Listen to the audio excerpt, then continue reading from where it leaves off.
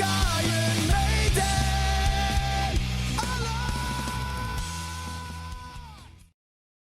Good evening, folks. And if it's Friday night, it must be Grab a Stack of Rock and 50 Years of Iron Maiden. Please welcome my co-host, the Mad Metal Man, Harrison Kopp, for this very special episode dedicated to Iron Maiden's first video game greatest hits. Video game greatest hits? Yes, both. Ed Hunter. Welcome, Harrison. How are you doing tonight?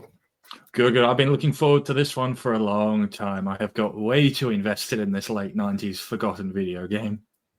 And you know, it's funny because on our evening of recording, I actually just attended the premiere for our Best of the Beast episode. So I have a nice fresh contrast in my head from that compilation to this compilation, which is the second now Iron Maiden greatest hits. So as usual, I will run through some album facts. This was released on the 17th of May, 1999. I bought my Canadian copy, which is not this. I unfortunately don't have my original CD. This is my US copy that I upgraded to. But I originally bought my Canadian copy on the 19th, on the week of release, during the Star Wars Episode 1 Phantom Menace premiere. In our local movie theater in Cambridge, Ontario, it was in a shopping mall with an HMV store. So as soon as we got out of the movie, you know, the second time we got into the movie, because we saw it twice in a row, I went to HMV and I said, why not? Dare I say, why not? It didn't have any tracks I needed, not the Canadian version. But I took it home and I had an Iron Maiden video game and a brand new greatest hits compilation to add to my collection. So this is basically a 1.5 CD greatest hits plus one video game. The CDs add up to, I think, 103 minutes and 16 seconds if you have the US version, which has a bonus track on disc 1, which is Wrathchild 1999, a remix by Kevin Caveman Shirley, the first release. And slight re-record. And slight re-record. We'll get to this song in a little bit more detail, but this was a new song, quote unquote, which you had to have on a greatest hits album in the 90s. But only on the US version of Ed Hunter. So it doesn't appear on the back, really. The only clue you've got is this sticker. So, right. So if you either go to Discogs or make sure it's got the sticker. If you broke your CD case and sold it to a used CD store, you wouldn't necessarily know that it's the bonus track version or not. But some background here is that in September 1997, Iron Maiden announced that their Melt video game project, which we talked about in our Best of the Beast episode, was canceled. Then vocalist Blaze Bayley commented, "It was crap. Maiden want to give their fans something to blow them away. This new game will." So we have the new game, Ed Hunter. And I think we're going to talk about the music first before we talk about the video game. We agreed there? Yes. Okay. So as per usual, I listened to this quite a lot during the week. It's a long compilation when you think about it. It's only a disc and a half, but it's actually quite long to listen to. And the way that I did it is I took the two CDs and I put them into one continuous folder, which it deprived me of that break where you would switch the CD. So it is an exhaustive listening experience when you do it that way. And Harrison, maybe you can elaborate on the track running order and how it was selected. All right. So there are 20 tracks on this CD. And as it sort of talks about on the back here, in December 1998, a poll was ran on the Iron Maiden website, which asked viewers to vote. Not viewers, asked web browsers. Yes, that's the one. Yep, that's the one. Web browsers to vote on the top 20 Iron Maiden tracks of all time. Now, I tried to find this exact poll on the Wayback Machine so that I could find out exactly what was asked. I unfortunately could not. It wasn't archived. But from what I could find on the forums, they were asked to vote for the top 20 Iron Maiden songs of all time for the game's soundtrack. And then later it came out that this would also be used for the tour. And then people were like, well, hang on, if I'd known it was going to be used for the tour, I would have voted Alexander the Great, Infinite Dream, and all these deep cuts. Steve confirmed in an interview at the time that Iron Maiden received the most votes of anything, which he said surprised him. He's like, well, I suppose, it's been in the set list for ages, but they were still surprised that Iron Maiden got the top spot. I remember looking at that and being like, it's possible they fudged that just to put Iron Maiden at the top. But no, apparently, according to Steve, it was correct. He also said in this interview, and this is really interesting, there are a couple of long ones from the past album or two. This would be Virtual 11 and the X Factor, that they couldn't put on the album because they were too long, but they polled high. So I would take that to mean he's implying that Sign of the Cross and, dare I say it, The Angel and the Gambler both polled high enough for consideration, but were too long to put on the album. I believe that's what he's trying to tell us. Now, from what I can tell, the mastering on this album are the 1998 remasters that had released the previous year. However, put a pin in that. I will come back to that when we get to the game. So, as I said, the first track, Iron Maiden live at Long Beach Arena 1985. So, Mike, take it away. I actually wanted to start with a question. Are we to believe that the fans voted for Iron Maiden live from Long Beach Arena, or was that an artistic decision on Iron Maiden's part?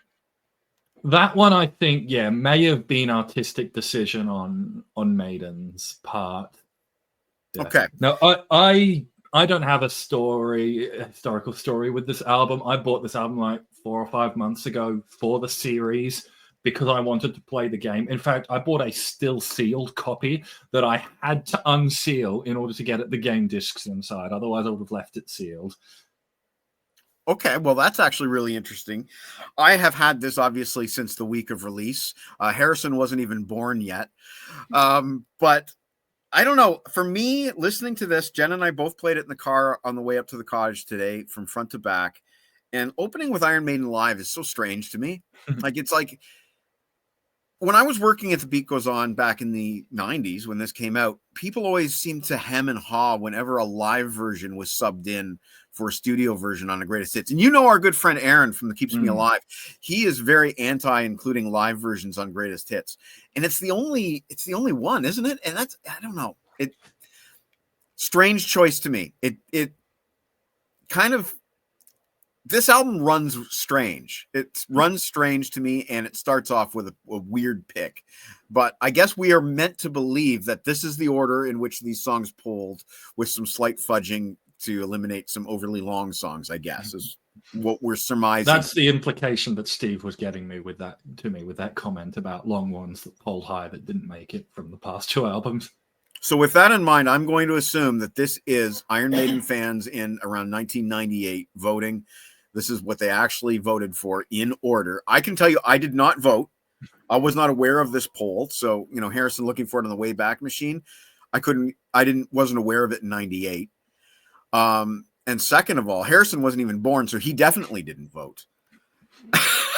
Unlike Best of the Beast, where I have like this very in-depth history with it, I've got like no history with this. I don't.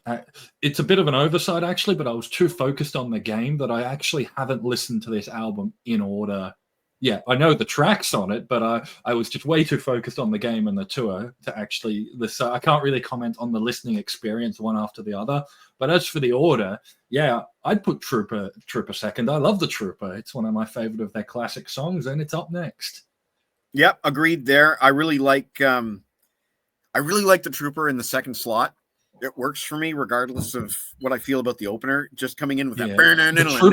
Trooper is a great song to play after, Iron Maiden openers aren't always, they usually are pretty energetic, but they're not always the most balls to the wall action. So to immediately go into the Trooper afterwards just sort of like kicks the energy up a notch from the opening track. I also want to point out that you hear a lot of variation in Bruce Dickinson's voice through the course of the listening on this album. So we start off with the Iron Maiden live at Long Beach Arena, where Bruce is already kind of reaching with that lead vocal on that track. He's already pretty knackered from doing an entire show. And then we go into the studio version of a Peace of Mind era track where Bruce is in peak voice, and it's like, wow, real contrast there.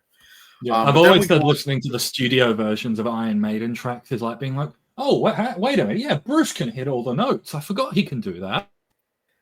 Okay, so then we move on to track 3, Number of the Beast. I have some interesting things to say here, but I'll let you start.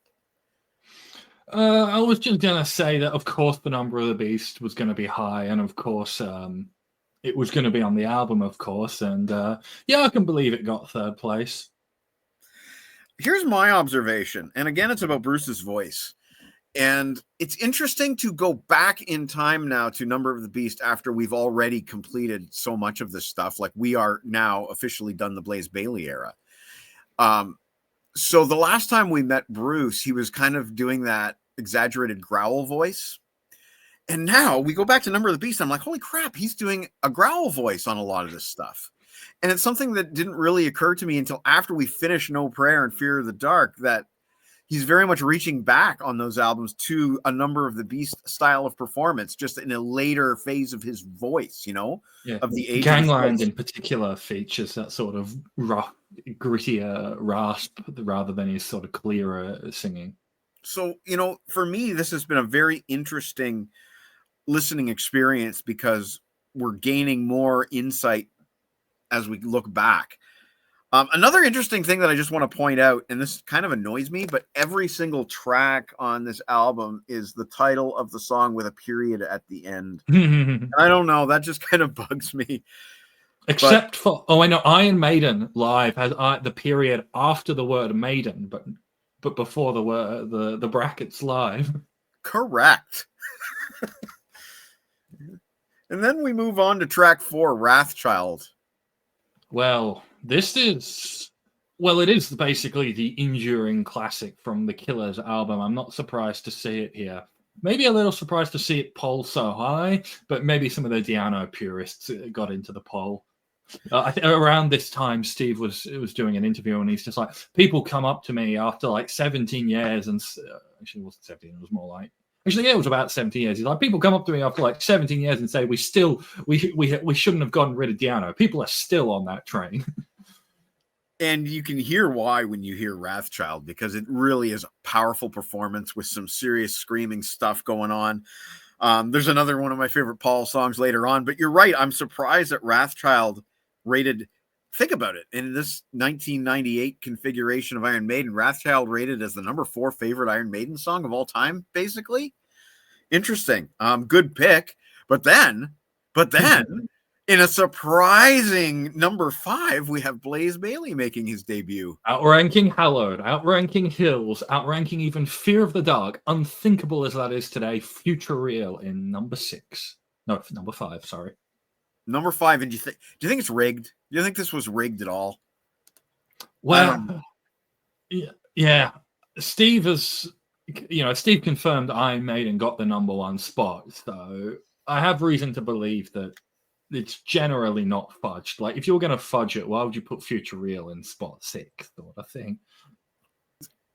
Blaze was gone by the time this was released. Yes, we should address, actually, that, you know, this episode marks the official end of the Blaze era and also the official start of the Bruce reunion era, because this was a project that began when Blaze was still in the band. And we will talk about that when we get into the actual game.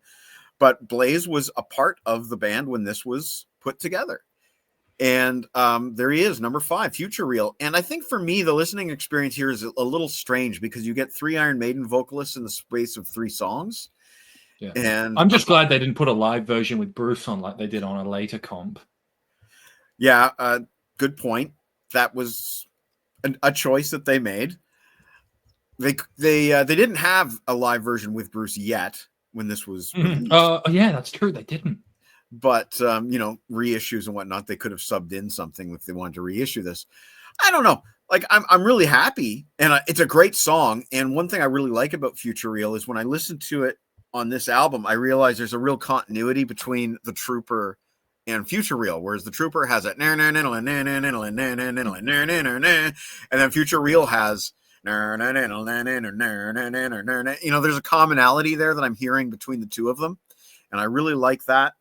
I gain appreciation for certain things about Iron Maiden through this. Then we move on. You mentioned Fear of the Dark. There it is, number 6 most popular Iron Maiden song. Yep, it's not hard to believe that Fear of the Dark made it this high. If you did the same poll these days, I dare say Fear of the Dark would be in maybe second or third place, up there with like Hallowed and maybe Ancient Mariner. It is the studio version of Fear of the Dark, not the live version, unfortunately. It is the studio version, and although I used to love Fear of the Dark when that album was brand new, I'm like, get it. Let's move on. And speaking of moving on, we actually move on. That was the closing song to the Fear of the Dark album. So we move on to the opening song of the Fear of the Dark album. And again, polling at number 7 of all time, ahead of 2 Minutes to Midnight, ahead of Aces High, we have Be Quick or Be Dead. Interesting. Yes, this is one of the 2 unique songs on this album that will have more relevance when we start discussing the tour. But for Be Quick or Be Dead itself, I like the song. I'm glad it got some representation on here. It's definitely better than some of the other songs on here, like Tail Gunner. And I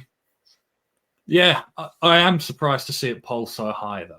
It's possible, though, simply it was more recent. Like, I don't know what the landscape was at the time, but it was possible that some of the oldest 80s songs were viewed with a bit of fuddy-duddyism sort of thing. I know you have a story from the 2000s or around now in the record store days where people were laughing at Bruce's sort of shrieking. Yeah, 100%. Yeah. We may be seeing a sort of historical slant towards the 90s tracks due to the landscape at the time. It's also worth noting that this is at the tail end of the Blaze era, probably the lowest drop in Maiden's popularity ever. So the fan base, and by extension the people who are still around to actually vote on these tracks, might not be entirely representative of the Iron Maiden fan base demographic of nowadays. Another thing... That was a long way of saying people are different. People are different, but not just people. Another thing I'd like to bring up, though, back in 1998... I mean, Harrison wasn't born, so I can't say, did you have the internet? But I can say to you, the viewer, did you have the internet? And I was fortunate. Our family actually did get the internet in 1998. As I said, I didn't know about this poll. But think about the percentage of Iron Maiden fans out there that had internet access back then. And it's probably a small fraction. And that small fraction may have been skewed younger. I'm not sure. We're speculating here. But after that, we get the aforementioned 2 Minutes to Midnight, which Jen said, by the way, is her favorite Iron Maiden song. And I absolutely adore hearing it in this slot here. It's just, you get that classic Iron Maiden sound after some more modern songs. And it's just nice and refreshing. And it's a dip. It's like a dip back into the swimming pool on a hot day. 2 Minutes to Midnight. Yeah, 2 Minutes to Midnight seems to rank, I'd say, surprisingly high in their discography, sort of throughout their career. You've got songs like Hallowed and Hills and Beast and The Trooper, but 2 Minutes to Midnight seems to pull its weight, sort of fight off its competitors more often than not, despite being a more mid-tempo song. Yeah, although it's got some nice variety too. There's that nice slow section with the brilliant bluesy guitar playing. But then we move on to another song, and I will quote one of the commenters in the Best of the Beast episode who said, Harrison is probably the only person in history to get into Iron Maiden because of Man on the Edge. But here we have, again, polling in the top I'm going to 10. quote another viewer from the premiere who said that he really doesn't like when songs are in popularity order. It is kind of a silly reason for a listening experience, popularity, but whatever. Wasn't my decision. But polling top 10, Man on the Edge, an X Factor song. Good for Blaze. Yeah. I like the song. I have it could be the best Iron Maiden song because it got me into Iron Maiden. And Lord knows I've spent a lot of money on Iron Maiden over the years. For you personally, Man on the Edge is the song that did it. It's the most important Iron Maiden song in your life. It's fair to say for that reason. And for me, that would be Run to the Hills. Run to the Hills is the most important Iron Maiden song for that reason to my life. Doesn't mean it's my favorite, but I wouldn't be here doing this with you right now if it wasn't for that song. Number 10, Aces High. Now, I will admit, I really wish there was a hybrid version that tacked Churchill's speech onto the front of the studio version of Aces High, and I might have to make something like that. Well, that's the music video edit, is it not? That is the music video version, and I might have to custom make an MP3 of that at some point. But same as what I was saying about 2 Minutes to Midnight, this gives me a really good warm feeling, just having that classic Maiden sound. Bruce arguably still in peak voice, genius lyrics, great World War II subject matter, classic song that I'm never going to get sick of. Aces High, number 10. Yeah, love the song. Love the song. Sort of, even though it is, one of the most, off the wall, unchained Iron Maiden songs, energetic Iron Maiden songs out there, 10 feels right for it. Though it was a single, it's great. Don't get me wrong, but like there are better songs. So what are and the I don't mean that as a criticism of Aces High. I mean that as more of a praise of the other songs there. Yes, I understand. The next one is interesting because this is the only one of the classic sort of the Seventh Son of a Seventh Son trio, that being Can I Play With Madness, The Clairvoyant, and The Evil That Men Do, the 3 singles. Of those, only The Evil That Men Do made it into the Iron Maiden top 20. So was Seventh Son kind of unhip at the time? I don't know. I know that America started to go off Maiden with Seventh Son. Exactly. You had Guns N' Roses, Metallica coming into the forefront, and Maiden came out with a softer album in Seventh Son of a Seventh Son. I know it didn't sell as well in America. I don't know the difference between where geographically where everyone voted from, but if America had a say in it, which they probably did, I'd guess that's part of the reason why there isn't as much Seventh Son on here. Seventh Son is an album that really kind of gained a lot more respect as people kind of retroactively started to appreciate it. But yeah, at the time there was a backlash here in North America. But one of the drawbacks to an album like this, where it's kind of a random running order rather than a chronological or reverse chronological, is that with those albums, you get a continuity of sound. So for example, Best of the Beast, which was reverse chronological, we start off with Iron Maiden having a very polished, very sophisticated sound, and it gets more and more raw as you go. For most anthologies, you get a raw sounding band that gets more and more sophisticated as they grow. This has a very inconsistent overall sonic sound. So you go from that dry, raw, power slave kind of sound to the much more effects-laden Evil That Men Do from Seventh Son of a Seventh Son. And it's very noticeable how uneven the album sounds at times because of that. You look at a band like Kiss, and they did an album called Double Platinum, which kind of also had I'm using random just for the sake of argument here, running order. And what they chose, but they recorded a lot of the songs, like re-recorded them, right, to ensure like a bit of uniformity. Remixed rather. They remixed all of the songs to sound a little bit more up to a Destroyer level of quality. I know that Kiss had some pretty dodgy production on some of their albums. Yeah, notoriously so. But with Maiden, there's no such trickery. This is just the straight tracks as they were. And as such, you have to expect a little bit of a bumpy ride sonically. Like, it's okay, oh yeah, we're grooving with this kind of power slave metal. And then all of a sudden, the Evil That Men Do. A little bit more keyboardy at times. Okay, so moving on to track 12. Earlier in the car, I commented that this was my favorite song on the compilation, but it's Do Not Waste Your Time, my friends, on those wasted beers. Any complaints there, Harrison? No. I in fact do not waste my time on any beers, wasted or otherwise. But Wasted, yeah, it's a great song. We knew it was going to be on here. It's one of the few songs that they play from Somewhere in Time.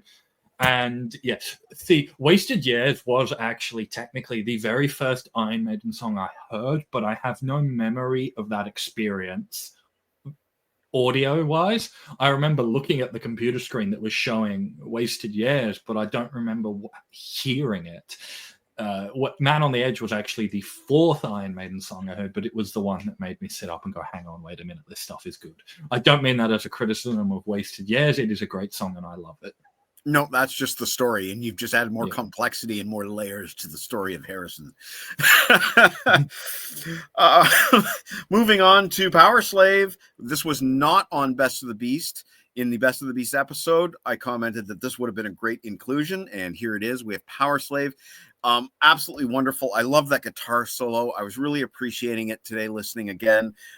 Davey and Adrian are sounding amazing on this one. The Egyptian motif, it just tickles me. The lyrics are fantastic. If you've ever studied Egyptology, you know that these are very accurate lyrics, and it's just a wonderful song. And kudos to Bruce once more for writing this absolutely monstrous metal masterpiece. There's nothing I can say in addition to that.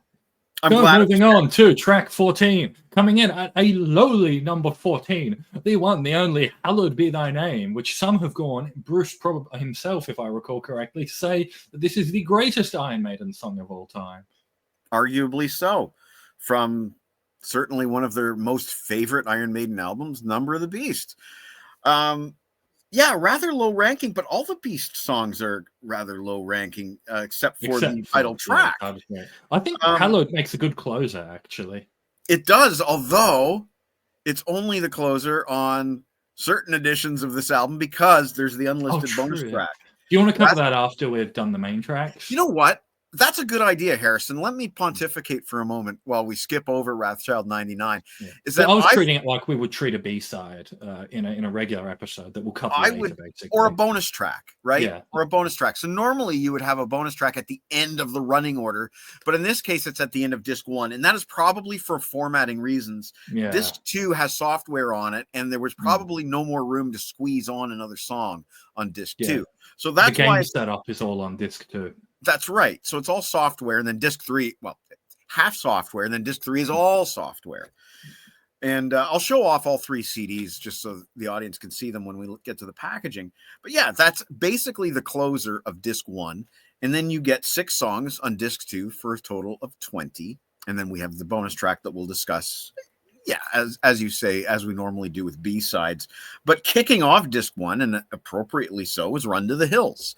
And, I'm sick of this song, but again, we have to look at it from other perspectives, which is, as I'm sick of this song, my wife is sitting next to me in the car singing, "Run to the hills," and she's loving it. So there's those people to keep in mind too. There might be people out there, this is their first Iron Maiden album, and they want Run to the Hills. And clearly the fans voted for it. There it is. Technically, although it's fun to see it come in at number 15 only. I am sick of it too as well. But I will say it makes a really good opener on as just an opening track, just kicking off with and off to the races go. If I'm going to listen to Run to the Hills, I'd want it at the start. I mean, that's an iconic drum beat. It was ripped off for Uncle Meat's "I Love Iron Maiden" song. Homaged. A bit more charitable here, shall we? Yeah, but yeah, there it is. Run to the Hills, number 15, and then we have a really surprising one. The Klansman at 16, another Blaze Bayley victory. And I have to confess, Harrison, that as time goes on, I think I'm tiring of the Klansman because it is a bit on the longish side. Yeah, I must say that, by the end of the Klansman, I do start to tire a bit. It is a great song, but when I'm listening to Knights of the Dead, I'm excited for Sign of the Cross. I'm excited for the greater good of God. I'm happy for the Klansman. I'm glad they played 2 Blaze Bayley tracks. But I don't think it needs to appear on any more Iron Maiden albums, live or otherwise. Yes, I agree. It's had its time, but I think it's over. But good on Blaze. Moving on to the end, we have some heavy hitters. Phantom of the Opera. My God, I never tire of this one. I know in the previous episode, the Best of the Beast episode, you said that if you ever see Phantom of the Opera on a live bootleg or whatever, that means it's like an instant buy for you.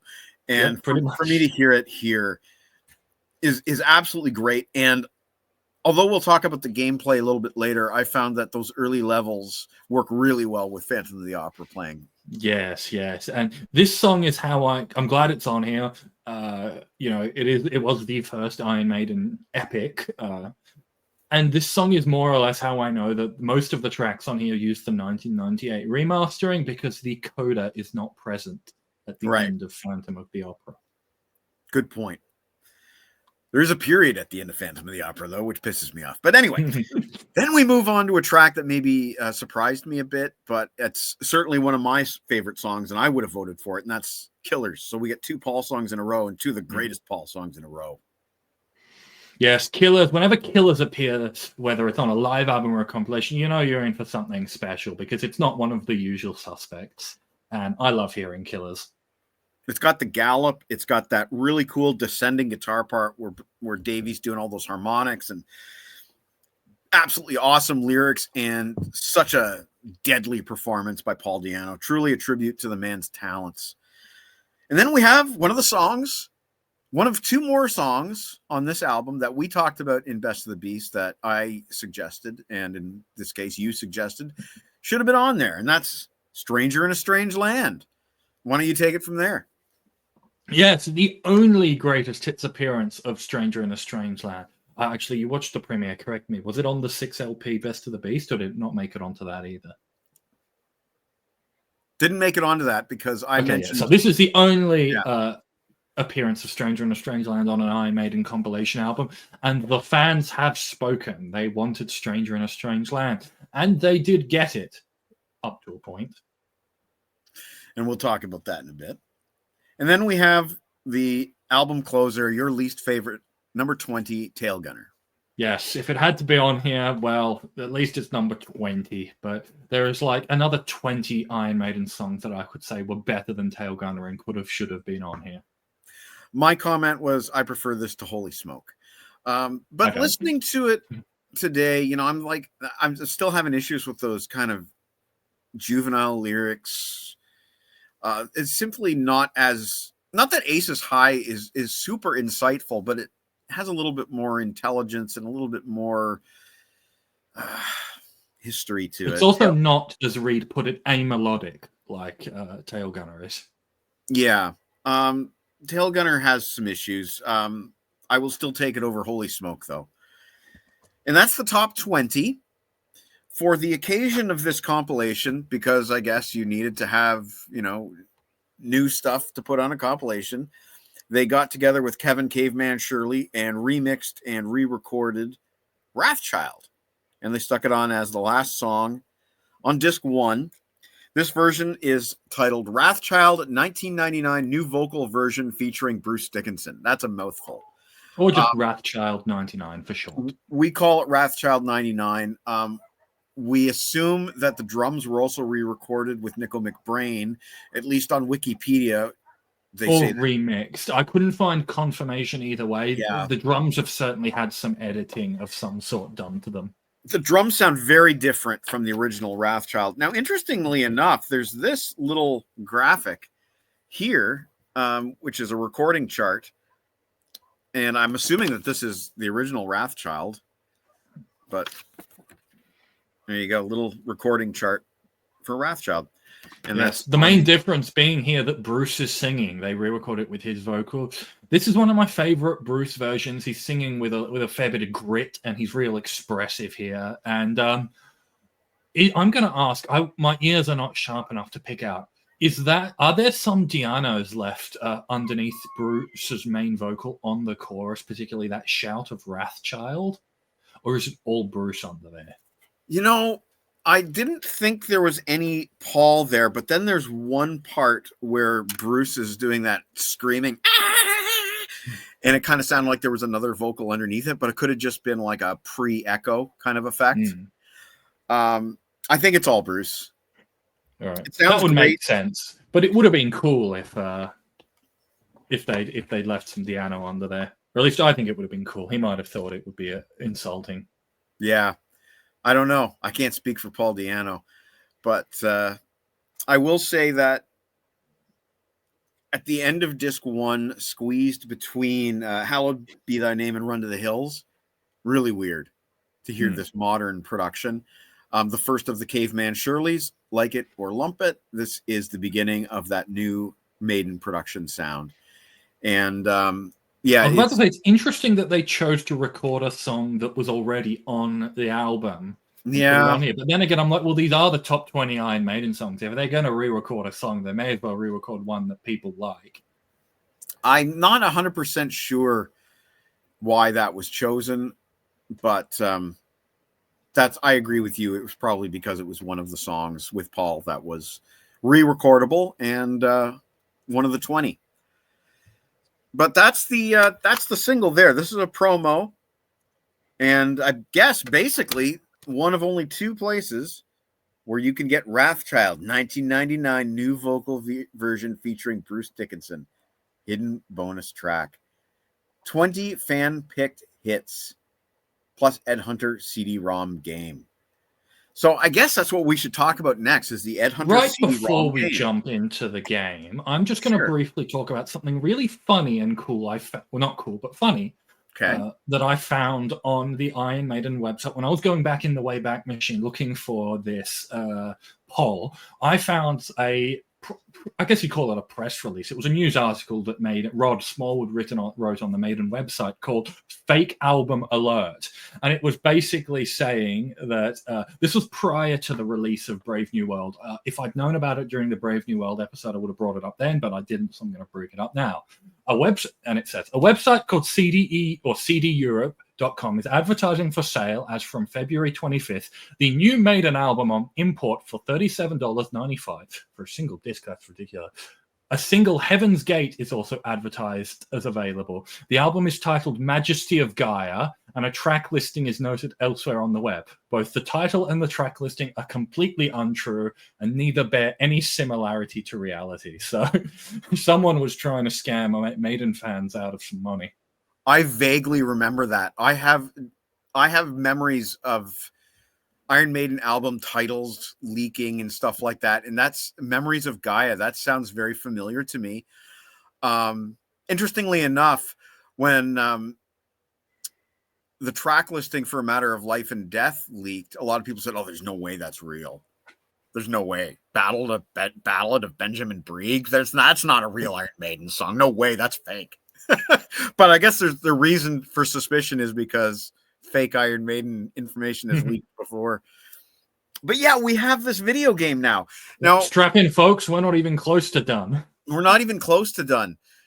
We have something special for you tonight, which is Harrison actually completed the game and he provided some video for us to talk about tonight. But before we show that, briefly, we talked about the Melt video game earlier. That was supposedly some kind of 3D video game. We don't know a lot about it, except that Blaze said it was crap.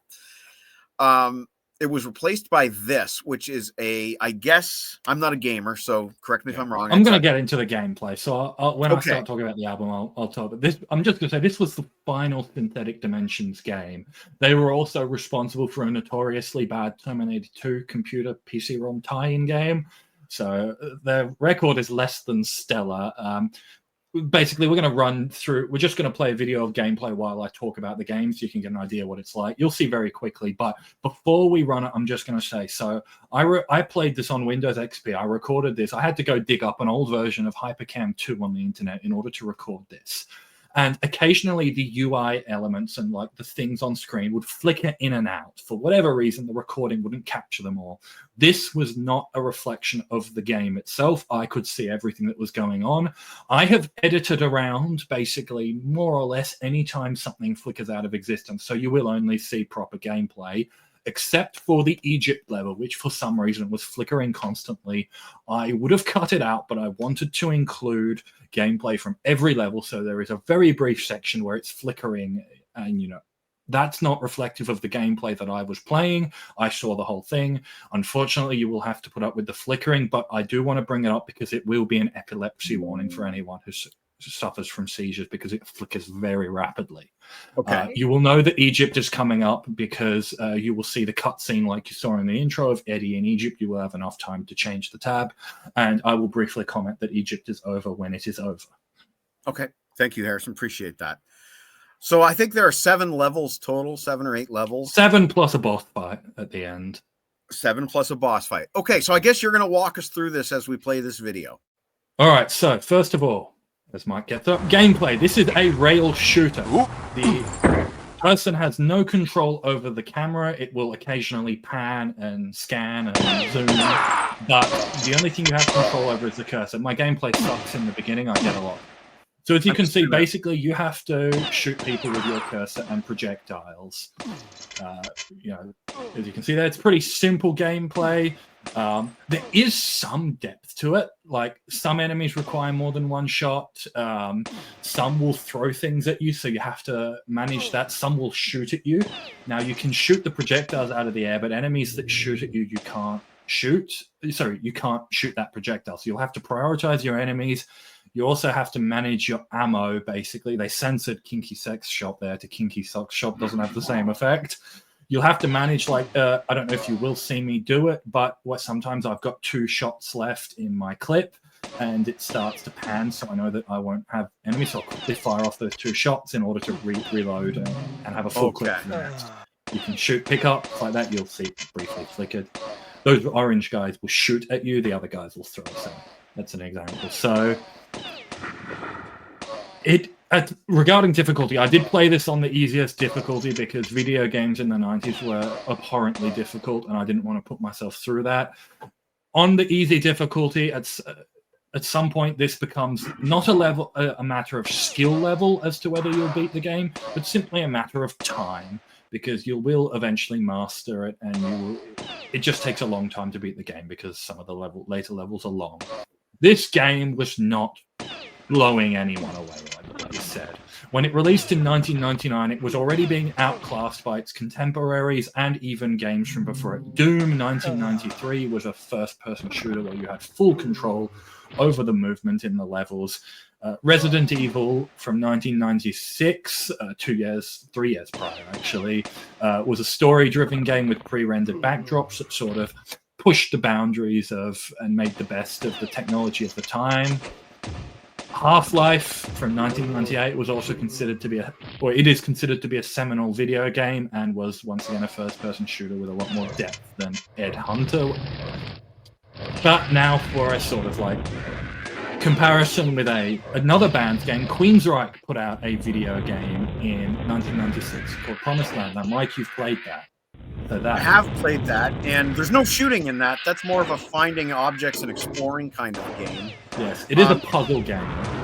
Now, that did not have movement like this. It had static screens, and you could move forward, backwards, left, right to these static screens.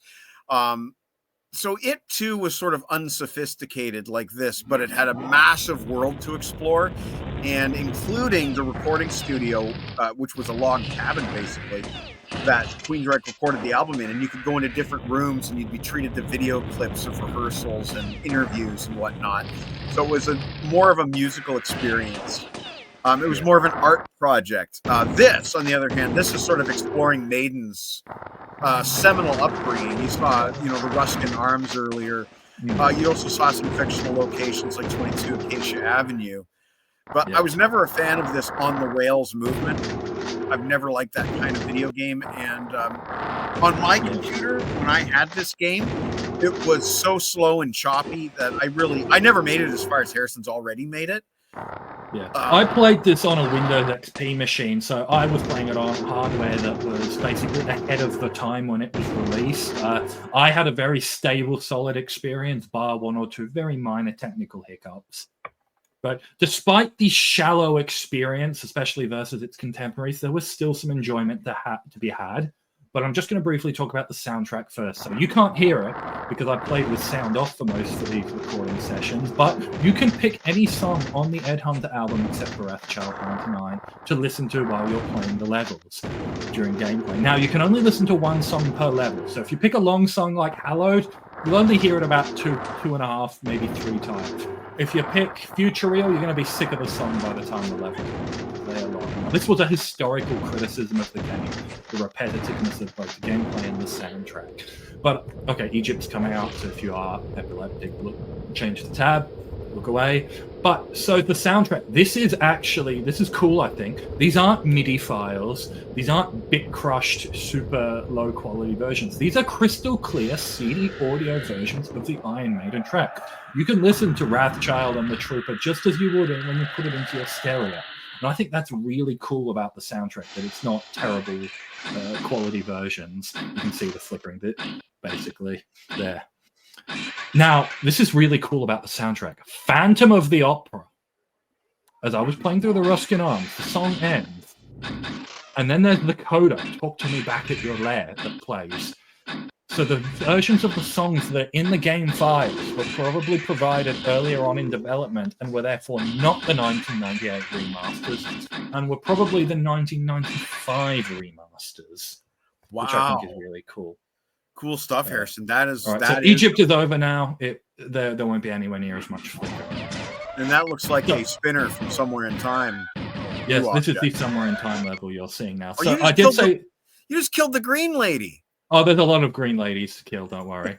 So there are, as I said, there is still some enjoyment to be had. There is some things it does well. So first of all, the soundtrack, it's awesome to listen to Iron Maiden while you're playing. And it can be fun, ping-ponging across the screen, going bang, bang, bang, bang. You can get into a real good rhythm rocking out to Iron Maiden. Like, have you run your fingers down the wall, blowing zombies' heads off and all that. The basic gameplay can be addictive when you're doing it well. But, 1 minute you'll be ping-ponging across the screen, nailing dudes in the head, and the next minute you'll be chasing a projectile across the screen because you're basically shooting one pixel next to it and trying to correct. And then your entire mojo gets thrown out, basically. Because the cursor, even though you've got all that stuff going around it, the actual, reticule is really small. So enemies will, lurch or stuff. So, and you have to be, really, precise with where you're hitting them. Otherwise, you'll miss. I've had enemies walking, or the zombie that ducks down to pull his guts out. I've shot at him, and he's actually ducked under my shot. So, yeah, wow. I think that if the reticule was made slightly bigger, it would have still been a much better experience because you have to be really precise.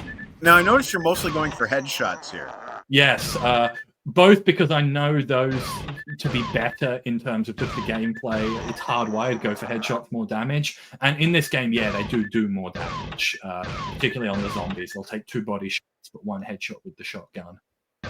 So what are the different weapons that you've acquired through the game so far? Yeah, there's a unique gun per level, which is cool, actually. It does add a bit of variety. The guns basically amount to, because you basically have your normal handgun. The guns basically just do more damage.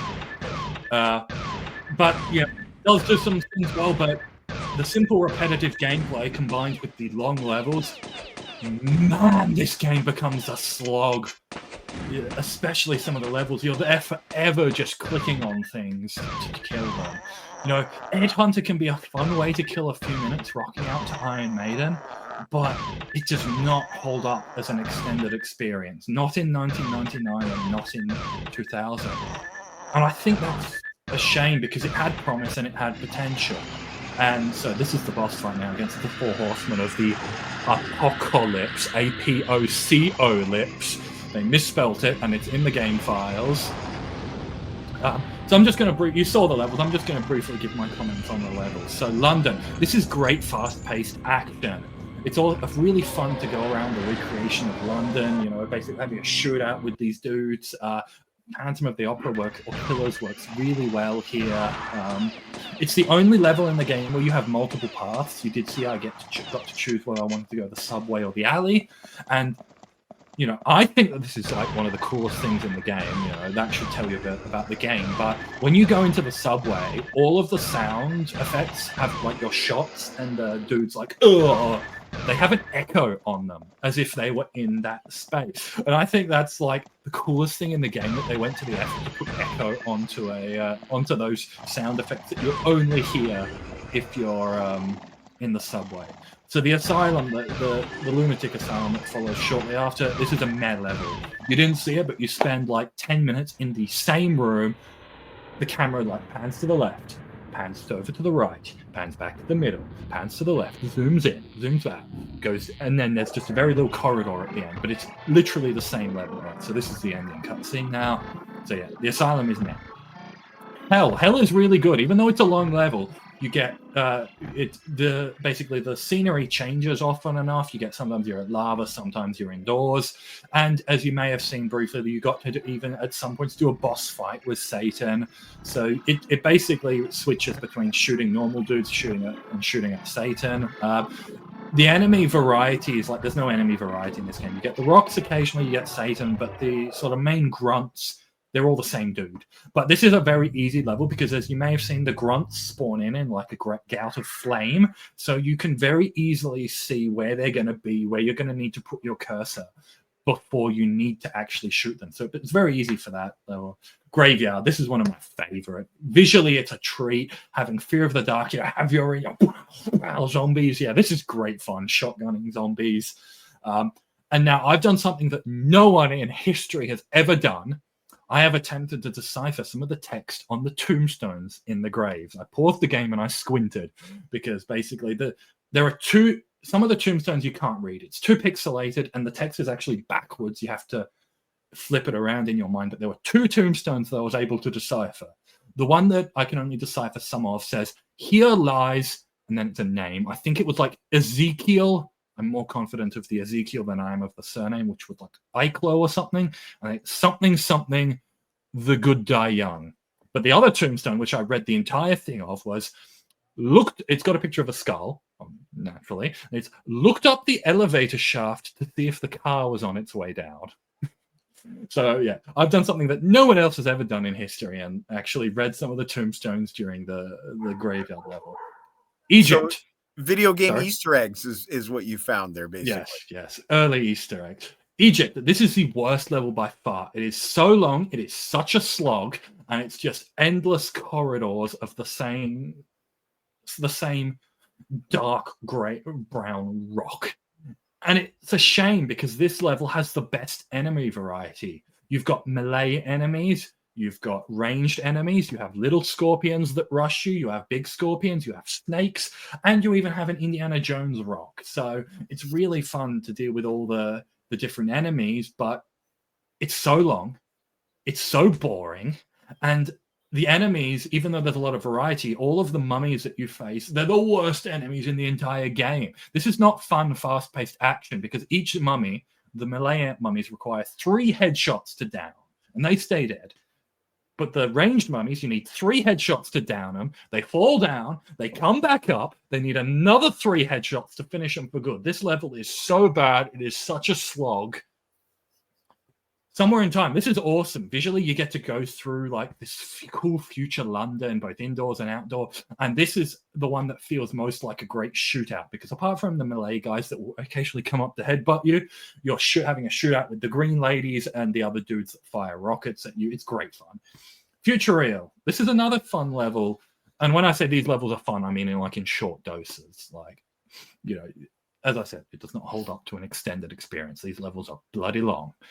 It's a matter of time, not skill, to beat this game. Future Real, it's surprisingly fun, and visually, despite the fact it takes part in dilapidated wasteland, there is enough actual variation that I was never felt like I was staring at the same thing.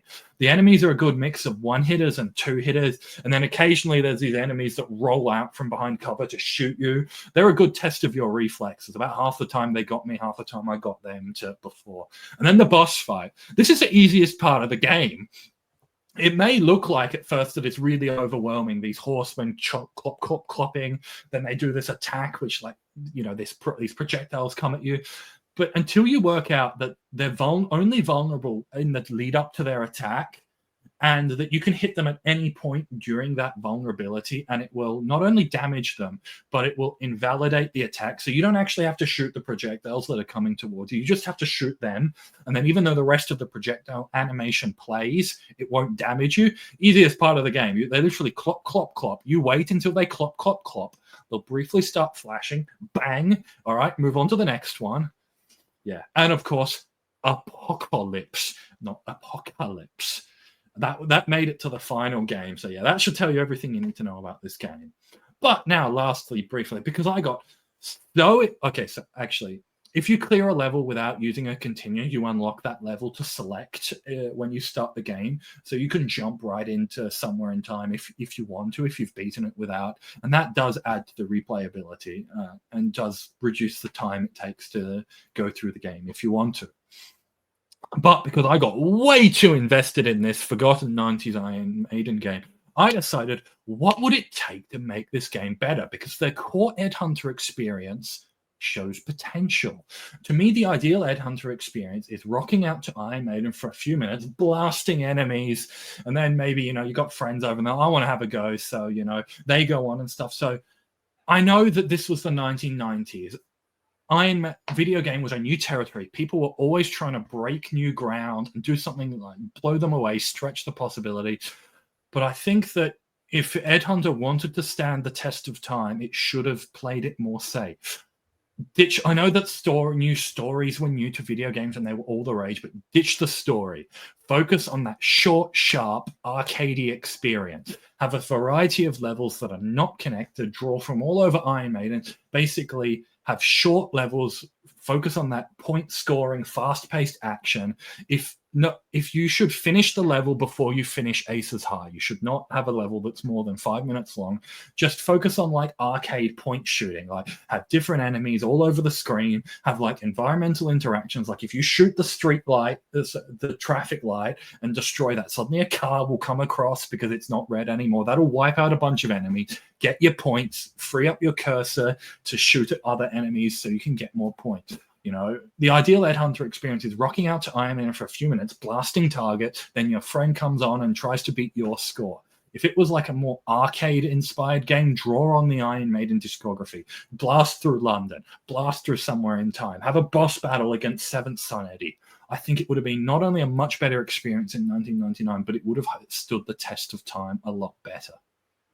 And what you just described, I think, is more what I was hoping for and expecting when I first played this game. Now, I don't think I ever got past the Insane Asylum level, but the Power Slave level that you're talking about, that sounds so boring and so dull and tedious. And even watching some of this, like the Somewhere in Time level, as much as I love that artwork and stuff, watching you blast the same green guy over and over and over again was really kind of boring. Yeah. So watching the footage back, I was like, actually, this is kind of slow paced. But when I was in the game, I was like, good there, shoot it. So when you're playing the game, you're a little more involved. Even then, every single time the camera decided to move to a new spot in the Egypt level, I was like, please, let it be the end, please. And there was like 10 of those, let it be the ends, and it wasn't the end. It was awesome, that level. So normally we look at these albums and these releases and we talk about the artwork and then we rate the album. But before we do that, I want you to rate the video game, just the video game, on a scale of 1 to 10. So I usually rate things out of 1 out of 5. Oh, right. Yes. I could not give it any more than a 2. And that's talking about a best case scenario. To be fair, I did play it. When I went through the whole game, I played it with sound off because I was recording. So it was more of a slog than if I was rocking out to Iron Maiden. But still, it can't be any more than a 2 out of 5, the game, which is a shame because I think with a few tweaks to the formula, it could have been a lot better. And the hype, though, like, oh, this is the best video game. They were really hyping this thing. It was outclassed by Doom from 6 years previously. Oh, easily. All right, let's look at some of the artwork here. All the artwork is by Synthetic Dimensions. It's all their 3D models for the game. Now, and that didn't make it into the game. Bat Eddie there on the disc when it focuses. Bat Eddie there. He's not in the game. We have this disc here, we have that disc there, and we have that disc there. And it's nice design. It's not bad. I like the Ed Hunter logo. I think that looks cool. I'm not a huge fan of Ed Hunter Eddie. Like you saw at the very end in the cutscene there, they did Somewhere in Time Eddie. Like why'd they make some new kind of admittedly boring looking Eddie to have you look at through the game when they modeled the Somewhere in Time Eddie? The Somewhere in Time Eddie then appeared on the future. It had appeared on the Future Real CD single art at this point. Why didn't they have Somewhere in Time Eddie be the one that you chase? You're literally going through space and time. Imagine how much cooler it would have looked if you were chasing one of the coolest Eddies around instead of this green Hulk wannabe. Green Hulk wannabe. At least you get some value on the inner sleeve. There's all the studio albums and Live After Death up to Virtual 11. We already saw, we got a picture of the 6-piece reunited Iron Maiden on the back cover, although in the video game itself, Blaze Bayley himself appears as one of the objects that you have to yes, shoot to get more I forgot time. to mention, along with pickups and projectiles, in each level there is a picture of the band member, each band member's face that you have to shoot, and that gets you an extra continue. Instructions, blah, blah, blah.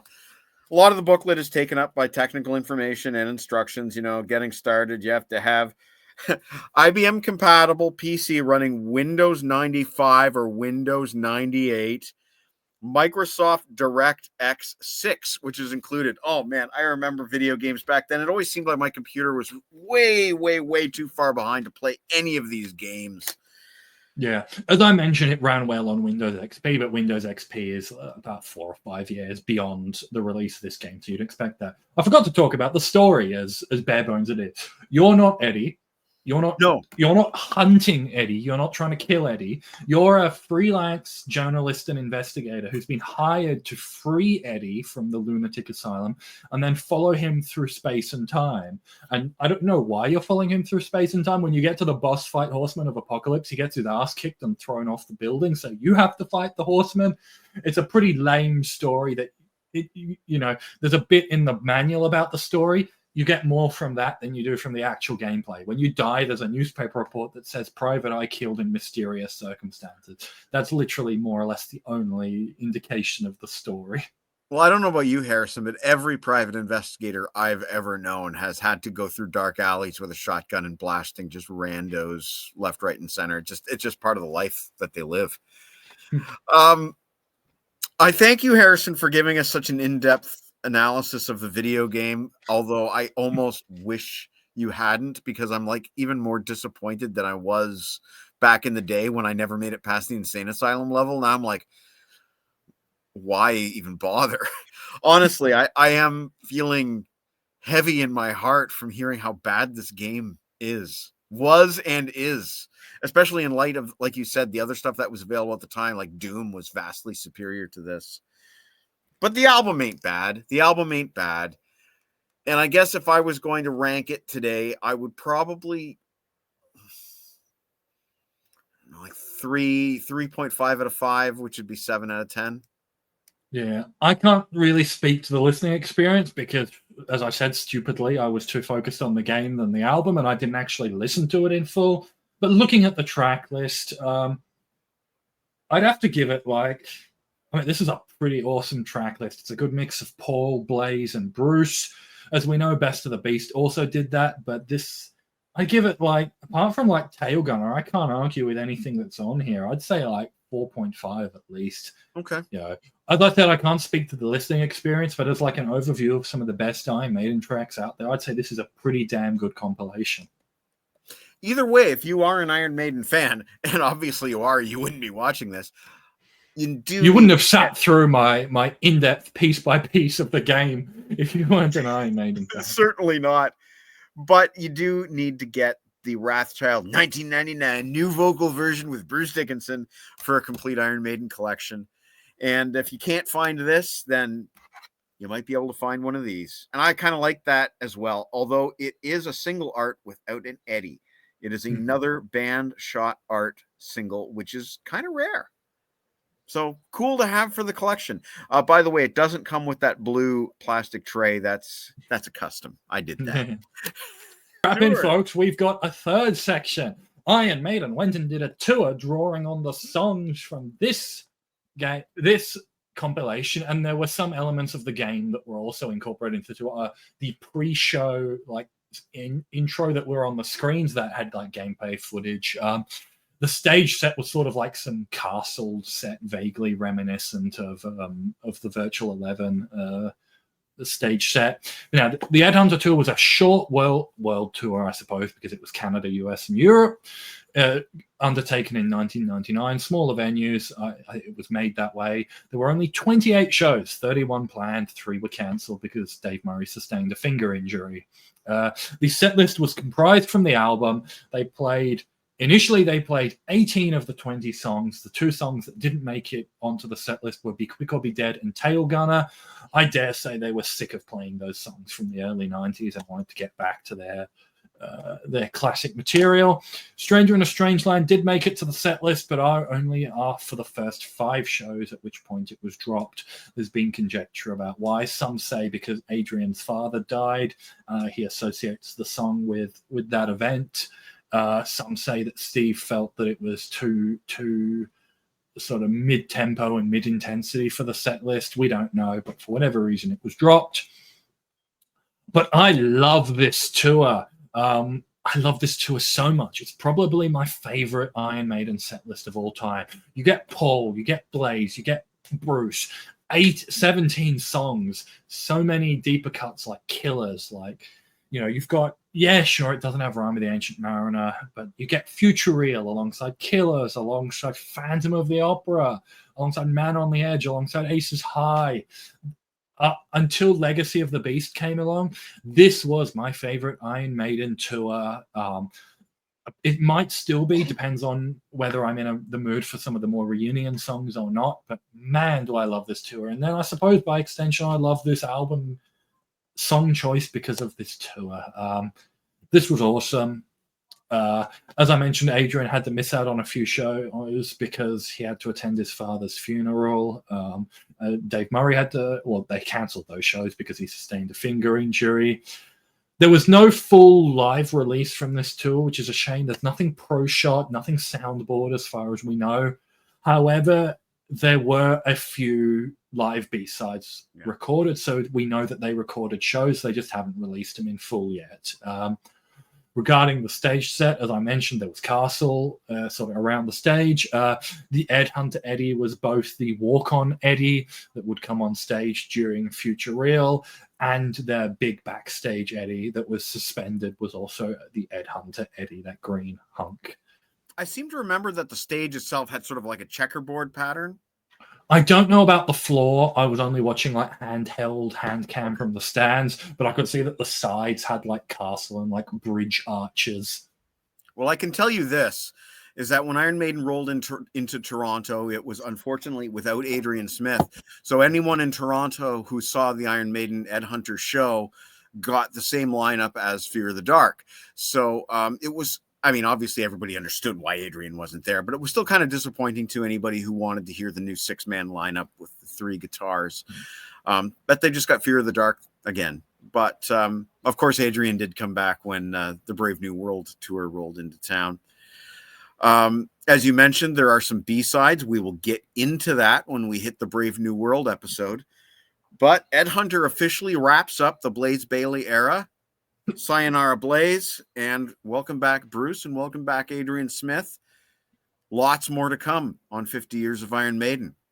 So I say again to you, Harrison, is there anything else you want to say before we wrap it up for Ed Hunter? No, I think we're finally done with Ed Hunter. That was certainly a long one for a compilation, but there was a lot to talk about. So, folks, this is why you tune in to 50 Years of Iron Maiden, because Harrison does crazy stuff like find a vintage computer running Windows XP and play a horrendous 1999 video game and record it just so you can watch us talk over it. Yeah. So, and then pause the video game to squint at tombstone text. We are, I dare say, Iron Maiden crazy here at 50 years. Hardcore. Here at 50 Years of Iron Maiden. So thank you for watching, folks. Please give us a like, give us a subscribe, share it with your metal-loving friends, and we will see you next time on 50 Years of Iron Maiden for Brave New World with Mr. Davey Cretin. And I look forward to it. Take care, everyone. Bye.